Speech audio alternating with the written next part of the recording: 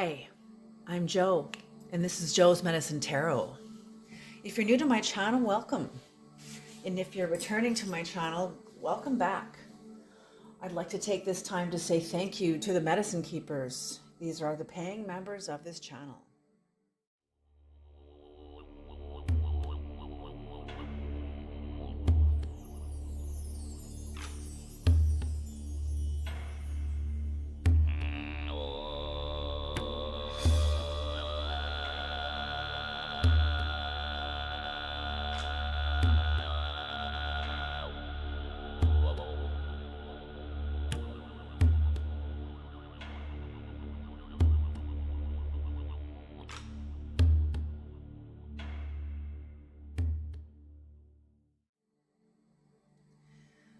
Creator, please bless this reading. Creator of the Most High, please bless this sacred space. Please bring in the knowledge and the wisdom and the guidance of the highest realms, the lowest realms, whatever is needed for the collective.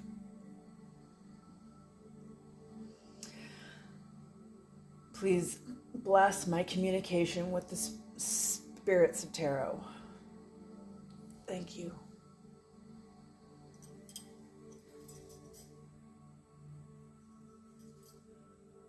All right.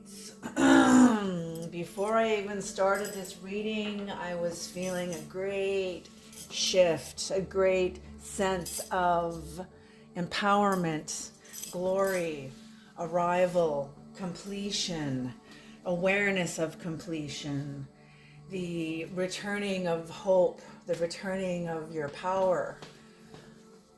Very powerful.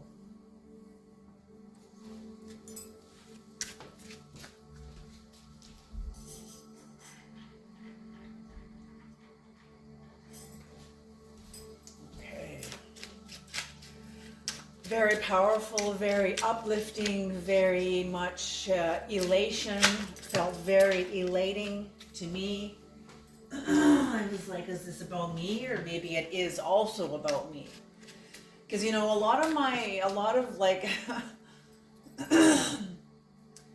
part of what helped me get through the incredible journey of my life and some of the hardest challenges were my dreams that warned me of exactly the challenges that I went through. And made me very aware of what is guiding me. So the same with you. You're reaching a place, like all of my dreams I thought were all about me or only about me, but I discovered, no, this is also collective. And I was blown away. It blew my mind. And it took me 30 years, 35 years to even begin talking about it.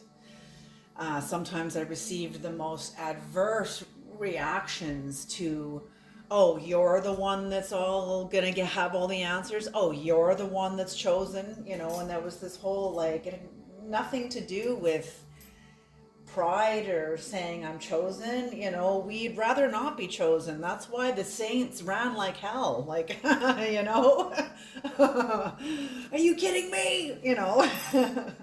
Okay, here we go. But we're all saints in our own ways, you know, especially those of you that come into my channel, you guys, and just all of you, very, very special people that come here. Incredibly powerful people. Okay, is this 4 or 7? Creator 7. Okay.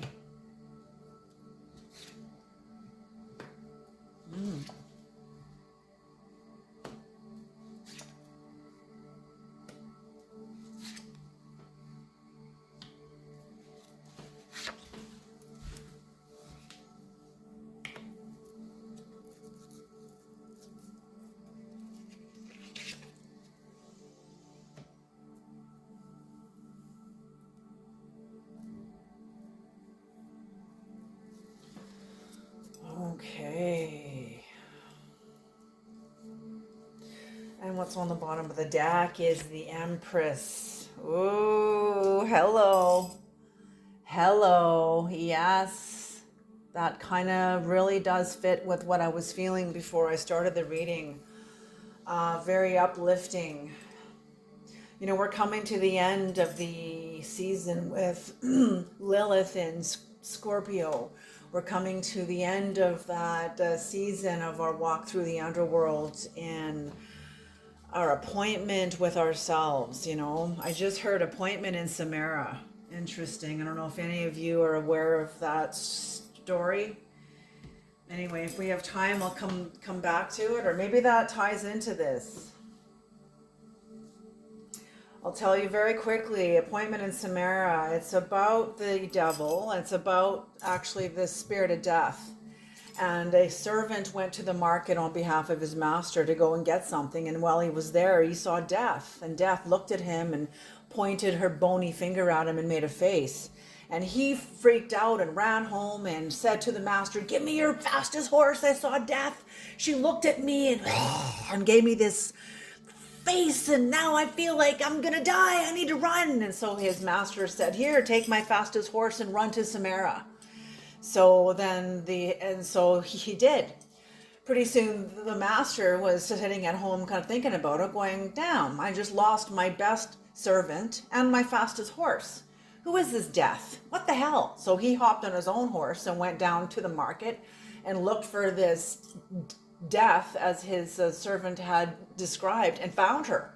And he tapped her on the shoulder and he's like, "Hey, you pointed at my greatest servant and scared the hell out of him, and now he's fled. Now he's gone." And Death looked at him and said, "Oh, I am so sorry. I did not mean to startle him. I was just so surprised because I'm going to see him later tonight in Samara." That's, and that's what I mean. There's been some sort of a death and rebirth here, and you're coming up on the other side of it. You've already had disappointment.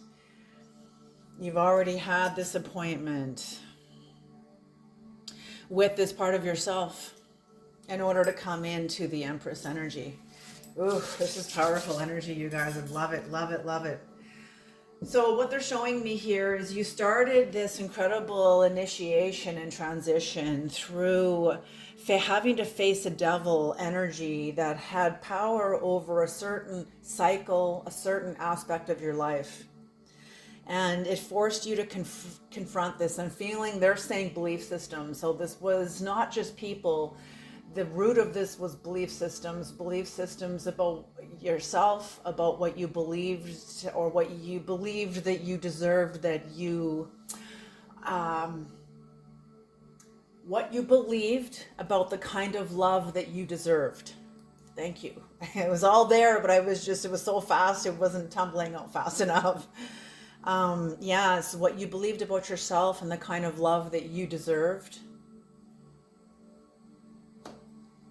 And something happened between here and here because you end up walking away. You were somebody else. This could have been through an eclipse energy, but something within your ancestry has awakened. It's carrying you not only on your body, but also your feet, your shoes in red. They're asking to pay attention to the symbols of the card, to the symbolism, the art within the cards. Because that's where symbolism comes alive, and it's infinite. So with this, you walking away was a disaster. You walking away was a disaster for somebody else. Seeing that somebody else's, you saw someone's intention, you saw their true intention, that they're plugged into a lower dimension within themselves. They were moving forward from a lower dimension with the intentions rooted in a lower dimension. Whatever this was, the seven lower chains: greed, lust, gluttony, wrath, sloth, envy, and pride. Any of those. And all the subcategories, oh my God, they're infinite. They're infinite. Okay, so you saw this. You saw it. It brought about the end of some kind of a friendship. There was a lot of gossip, a lot of confusion. You, you or somebody else felt defeated. I feel like the both of you did. Whatever this was, somebody felt defeated. Somebody felt defeated. But in this, see, you guys are true alchemists. Like, you guys are not novices, and you guys figured out how to use this energy in order to propel you forward. You figured out alchemy, inner alchemy. What did you learn by this? We can't change what's happened. You know, we can't change what's happened. We can only use the information that's given to us, and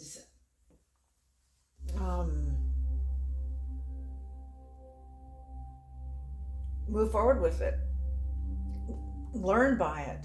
Sometimes it takes a couple of crises until we finally get it. You know, it took me many bricks in the head by the creator. Hello. Look up. Watch where you're going. Look out for the hole in the ground. You know, oh my God, I can't even tell you. Okay, so somebody was defeated, but it brought you home. It brought you truly home. I'm feeling like you made somebody else a home.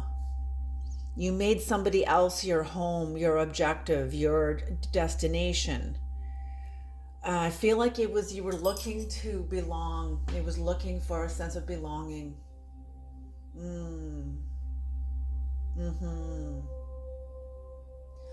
I feel like it was very destructive. You were looking to belong. I'm feeling with people who you looked to and hoped were like family, were going to be family to you.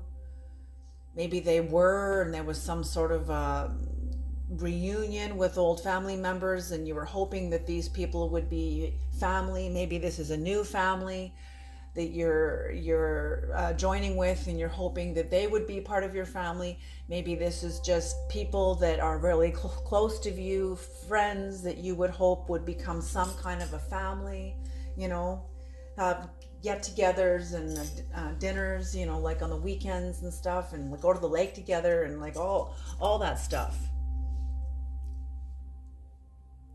But you walked away because you saw that this was a devil. You saw it wasn't the people. The people were just being themselves. It was your agreement with these people and what you were complicit to in giving your power away to people that didn't necessarily have your best interest or really your back.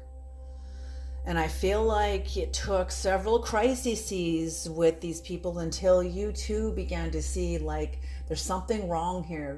There's something off here. And then you saw it.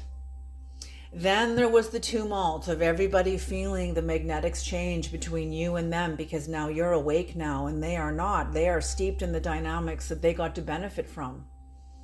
Okay, and now you're awake on it, speaking to it.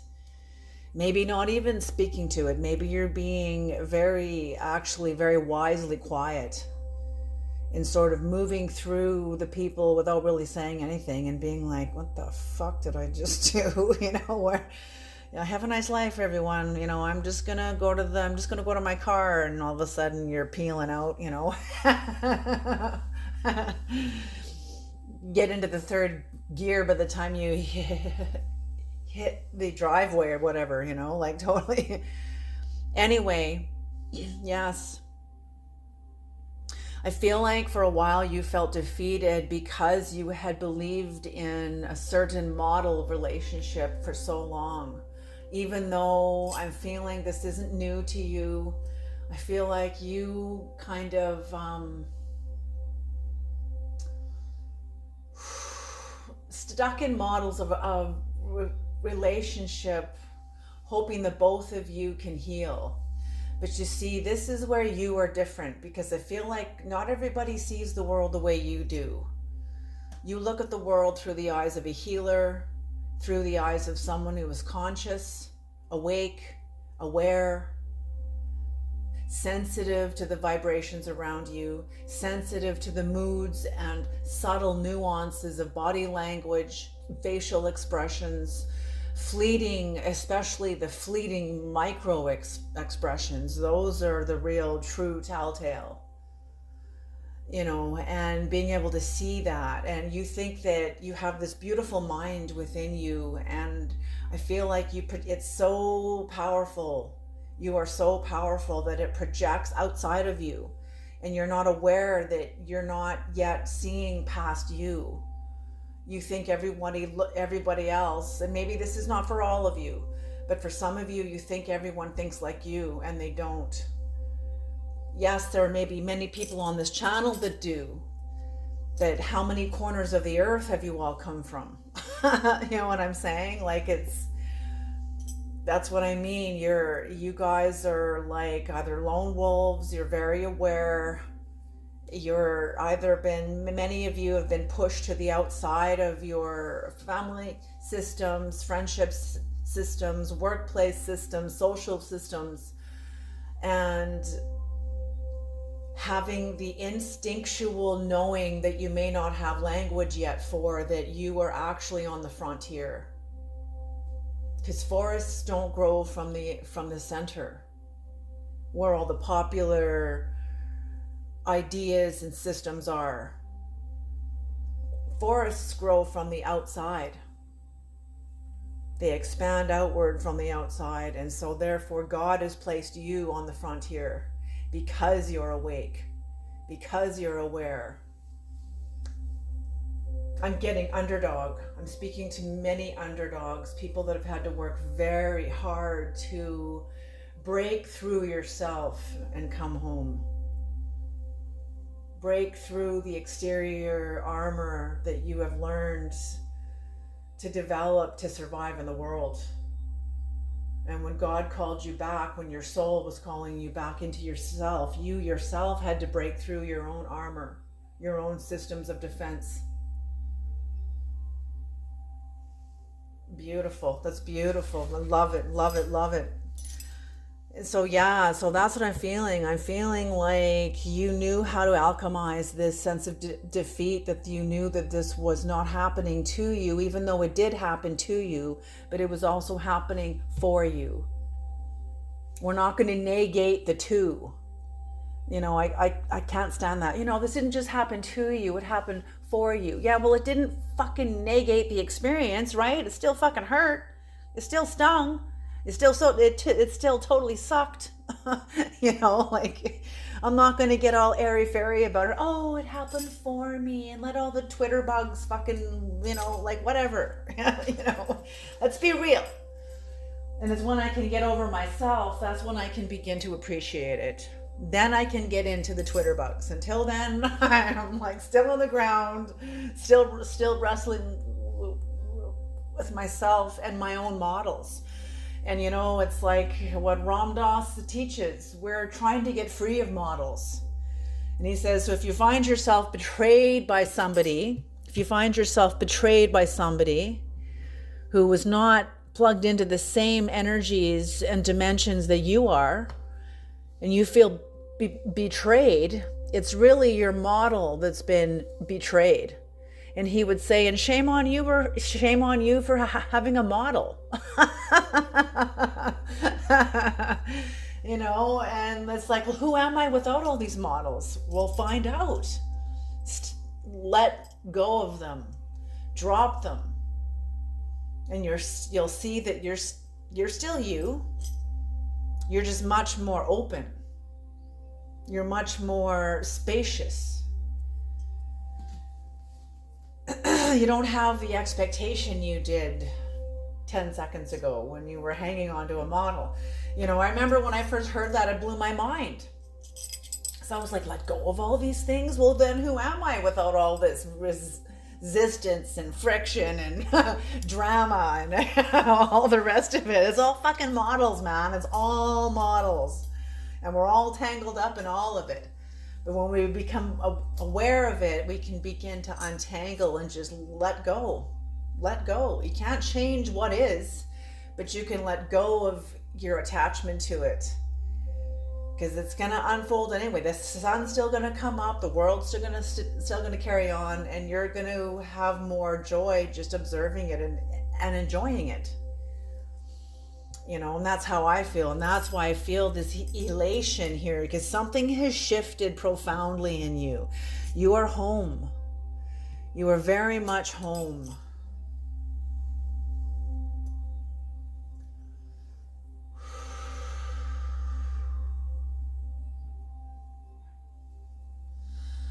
And this also helped you get to know and face and lay hold of the part of yourself that the part of yourself that had hatred for the people who hurt you. It allowed you to confront this part of yourself and say, I renounce my hatred for my enemies. You don't want to give, that's just another model. It's just another model. Who teaches us hate? Where did we learn that from? We usually learn it when we're kids. I hate that person. Look at the color of their shoes, or this or that, or some stupid thing, like it's just ridiculous. So it doesn't really matter where we learn it from. It's just that's more of a rhetorical question, but it's just to be able to confront the part of yourself. Part of me, when I did this in my own time and in my own way, and still doing this even today, part of me secretly doesn't want to let go of it, because part of me likes all the drama too, and I had to confront that part of me too. Well, that means this whole drama is going to go away. Does that mean this person's going to have open access to me again, like everything else? No, it doesn't mean any of that. Obviously, fight if you have to, stand up for yourself if you have to, defend your territory if you have to, but it doesn't mean you got to hang on. No, I got to hang on to this thing, whatever it is, this dramatic fucking situation or whatever it is. It's just a model. And letting go of it releases your self, but stay frosty. Don't go unconscious. Stay frosty, stay conscious, stay aware, but stay open. There's the high priestess. There is the high priestess. Stay open, but stay aware. Okay? And that's it. Really. That's really all it is right there. You look at in a nutshell. Enjoy, laugh,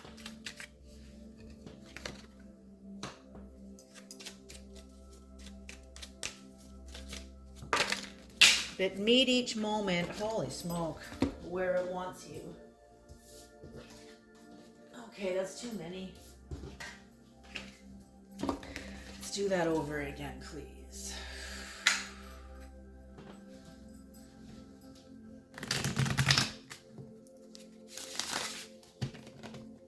I'm still learning all of this too. It does never ever end.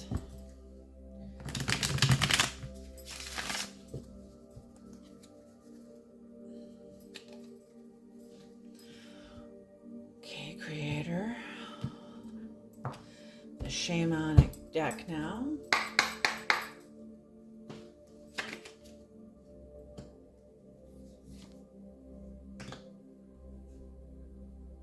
Yeah, exactly.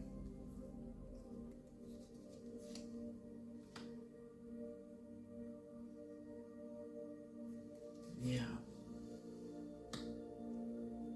Oh, jeez.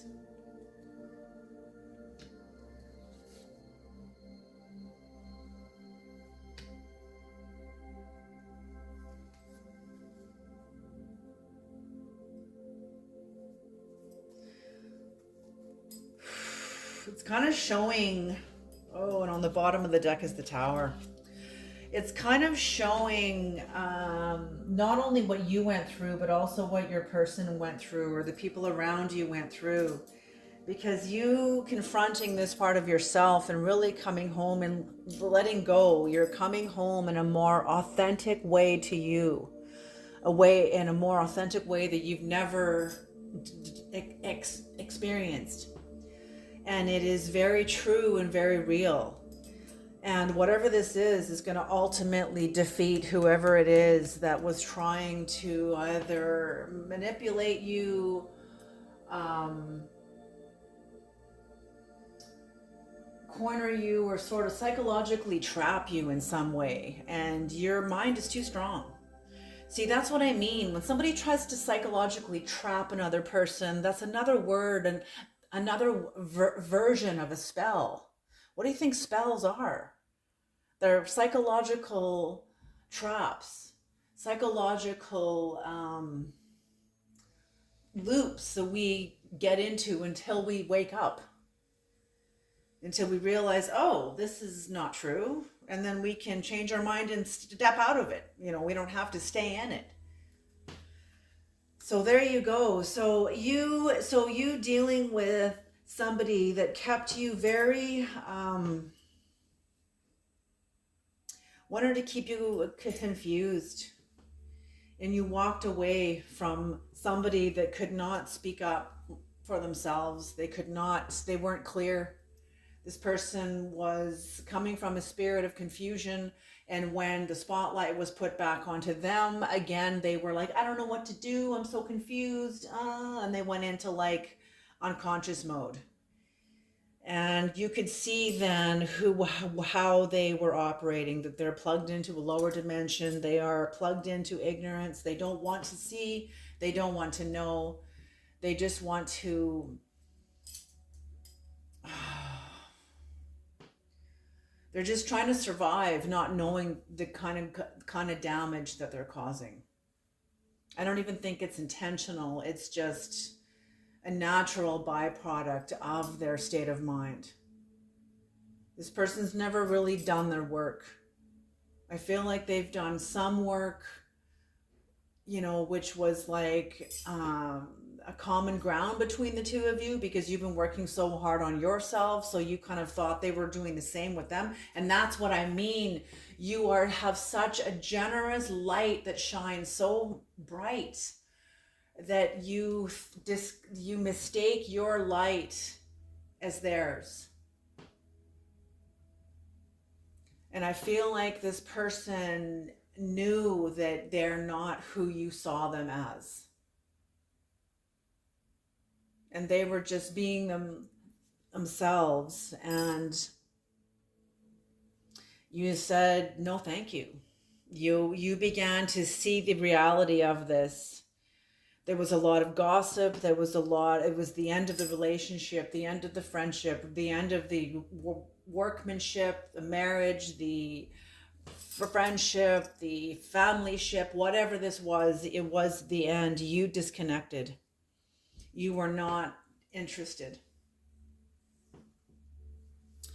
And your magnetics, the shifting magnetics from within you, from you disconnecting from this model of a relationship and from your emotions, seeing how much this relationship was costing you, how it was hurting you, you kind of reconciled first with you, like, oh my God, what have I been doing to myself this whole time? And you instantly shifted your inner dynamics. You instantly shifted yourself, and they felt that shift.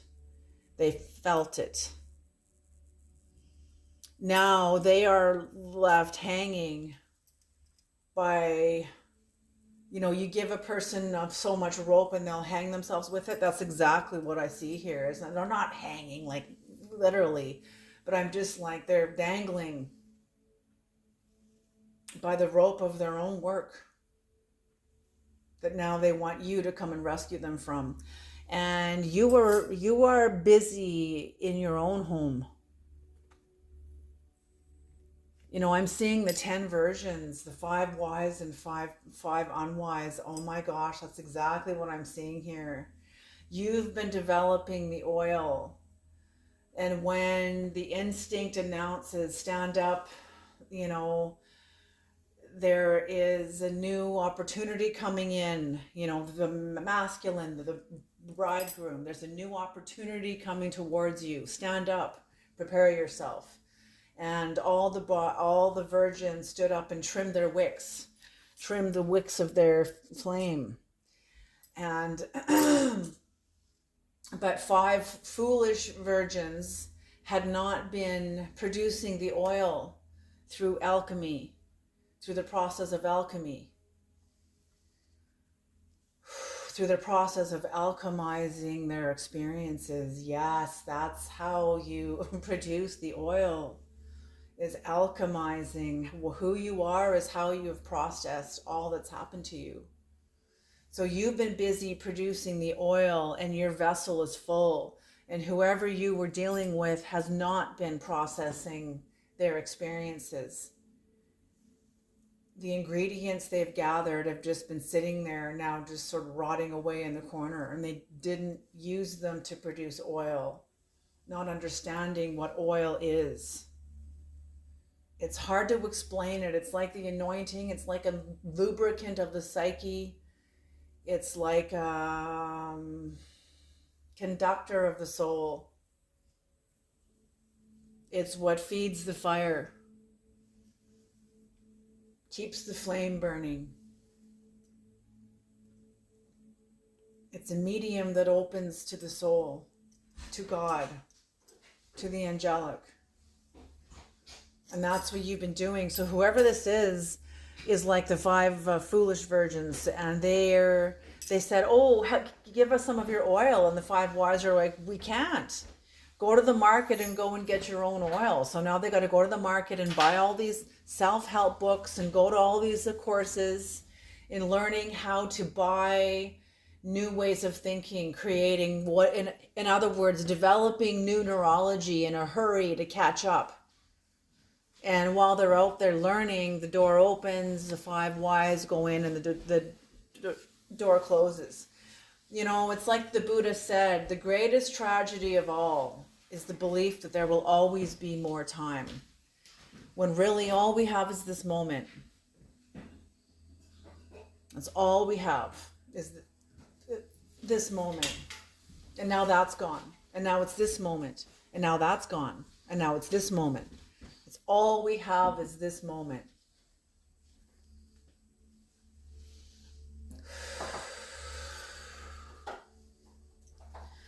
So you now being at home, being one of the wise virgins, one of the wise-hearted. And I say virgin, okay, how was Mother Mary a virgin? The way that I understood this, me meditating and asking God, how was Mary a virgin? How was that even possible? And God was like, okay, first of all, stop taking the Bible literally. And I was like, okay, well, everybody else does. Okay, well, I'm not talking to everybody else, am I? I'm talking to you. I don't see anyone else here. And I was like, okay, okay, I'm listening. How Mary was a virgin because she lived within the man's human tradition. The word says that she was forgiven much. So because she was forgiven much, it means she did not allow man's traditions to penetrate her soul. She had to live in the world, but she was not of the world. And the parts of the world she had to live in, she constantly offered that up as an offering, as a confession. She was pure. She was very pure. She did not allow man's traditions to penetrate her psyche, to penetrate her identity. Okay, that's why. And in the lyrics of Our Lady Peace, when they say, we are all innocent, we are all the Mother Mary. What can penetrate the soul? What can possibly penetrate the soul?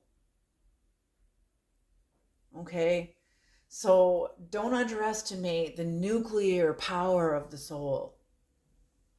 Man's beliefs are piddly. They're a little firecracker in the face of soul power. Okay, so let's put perspective back where it belongs. Okay, and that's what I'm seeing here with you. You understanding who you are, becoming sovereign, becoming more holy. more home, more embodied within yourself than you've ever been.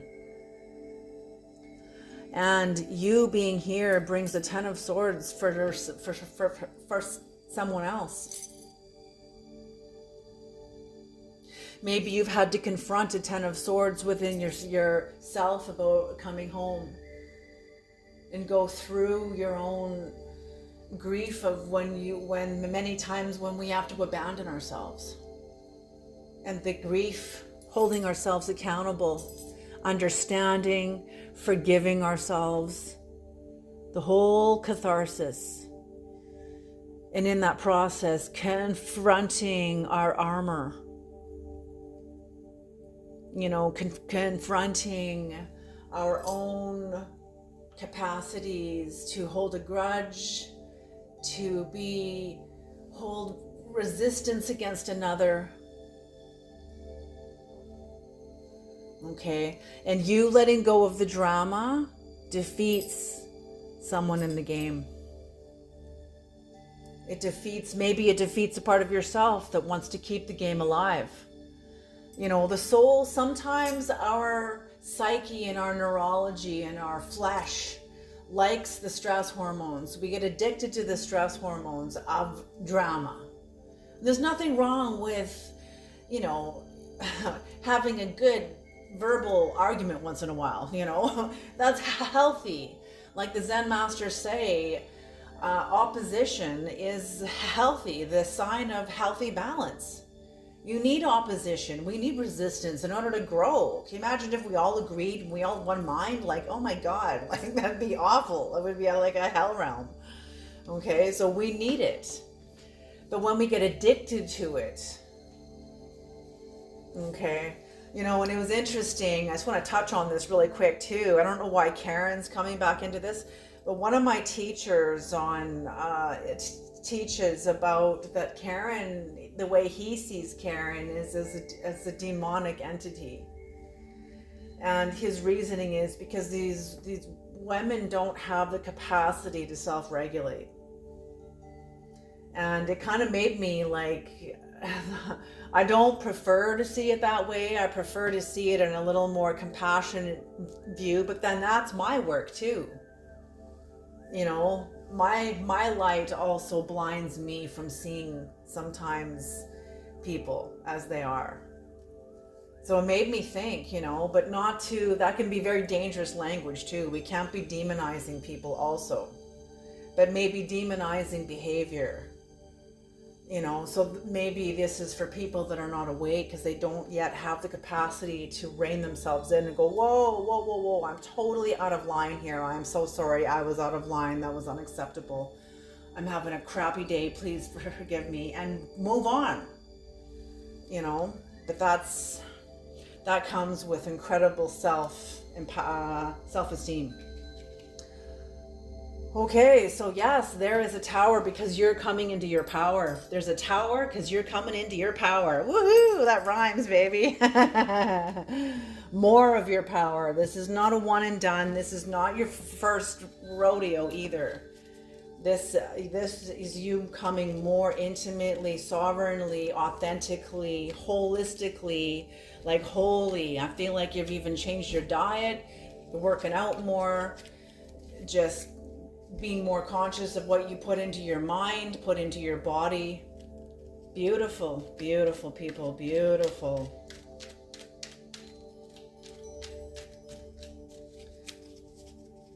Okay, can we have some keywords, creator? Keywords. Can we please have some keywords to tie off this reading?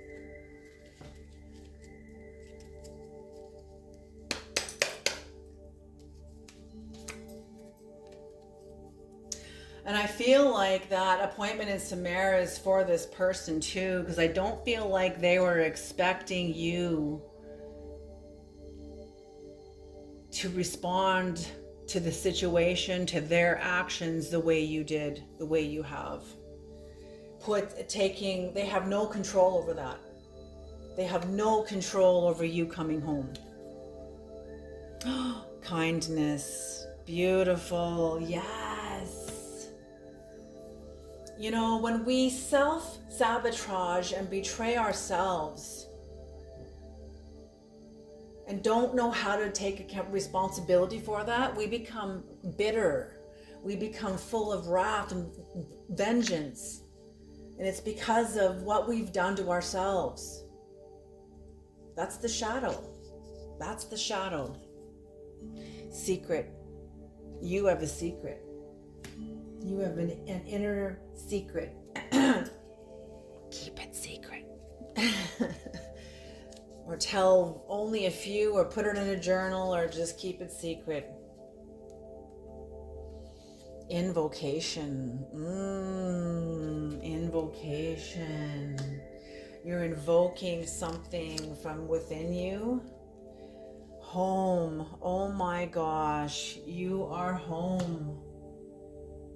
You are home. You're like a mystery school. You know, I'm seeing like a hidden rock, like a hidden door within a mountainside, and you've opened it. This is symbolic. You found your way home. Everybody has that within them. But you got to find the door in. Wild heart. Yes, releasing you to the wild heart within you. Because you are on the frontier. You've broken through yourself, through your barriers of belief, through the conditioning of your mind, returning to your own innocence, letting all the garments fall off you, all the clothing, all the uniforms, all the costumes you've worn, all the roles you've played, allowing those garments to fall off you and come into your voice. Home and speaking through your voice. Holy smoke. What's on the bottom of the deck, Creator? Transformation. Transformation. Beautiful, beautiful, beautiful. So whatever this was a kind of something that could have really, this wasn't just a parking ticket, okay? This was like some sort of betrayal that could have had permanent ramifications on your life for some of you. For others of you, it felt that way. It felt like you would be changed negatively forever. And it's like it took everything in you to employ the best parts of you and to connect to the people that you love. You didn't get through this alone. You have people around you that love you, that also, for others of you, like if you resonate, take it as it resonates, but you had support. You had people around you that love you, that were happy to support you, happy to be there for you. Beautiful energy. Oh my gosh.